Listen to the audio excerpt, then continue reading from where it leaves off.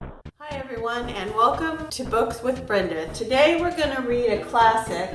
We're going to read The Three Little Pigs.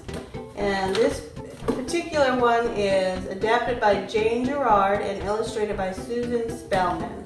There once was a mother pig who told her three little pigs that it was time for them to seek their fortune. She warned them that each one must build a house to keep himself safe.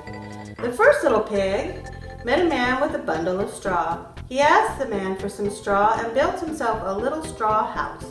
Soon enough, a wolf came along and knocked on the straw house door, saying, little pig, let me come in."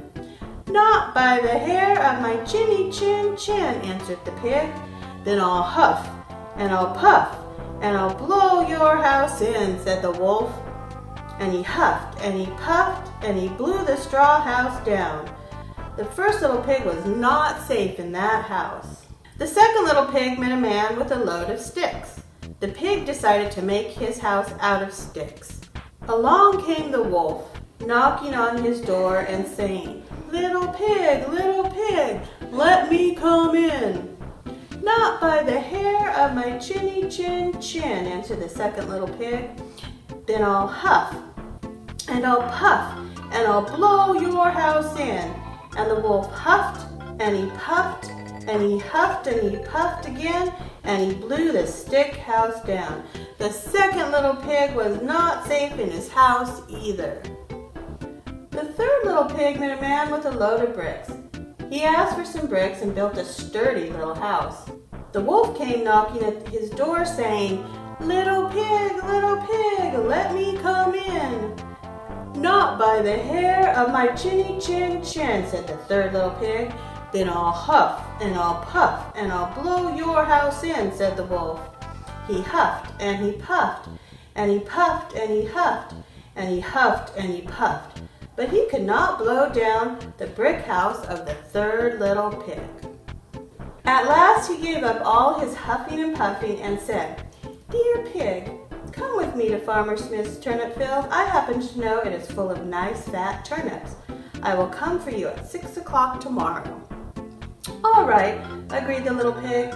But he got up at 5 o'clock, went to Farmer Smith's, and gathered all the turnips he could carry. He was back home by 6 when the wolf arrived. The wolf was very angry to hear he had been tricked. He did not show it, however. Instead, he said politely, "Friend pig, I know of a lovely apple tree just up the hill. I will come for you at 5 o'clock tomorrow. You must wait for me." The little pig woke up at 4 o'clock and hurried off to pick his apples, hoping to return before the wolf came. But this time he had to climb a tree, and the wolf came along before he could climb down. "Good morning, pig," said the wolf. "Are the apples very good?" "Let me throw you one," answered the pig, and he threw it as far as he could. When the wolf ran to get it, the pig jumped down and trotted away home. The next day the wolf was back. "Charming pig," he called, "won't you come with me to the fair this afternoon?" "I love fair," said the pig. "What time will you stop by?" 3 o'clock sharp," said the wolf. The little pig slipped out early and went to the fair himself. There he bought a nice barrel for his rainwater. On his way home with it, he saw the wolf coming along the road to meet him. The little pig climbed inside the barrel to hide, and it began to roll. It rolled right down the hill, and the sight of it frightened the wolf so much that he turned and ran straight home. The wolf came to the little pig's house later that day and told him how frightened he had been by the strange sight. The little pig laughed and said it had been only a barrel, and that he himself had been inside it. That wolf did not like being laughed at. He said that he would eat the little pig and that he was coming down the chimney to get him. At this, the little pig hung a big pot of water over the fire.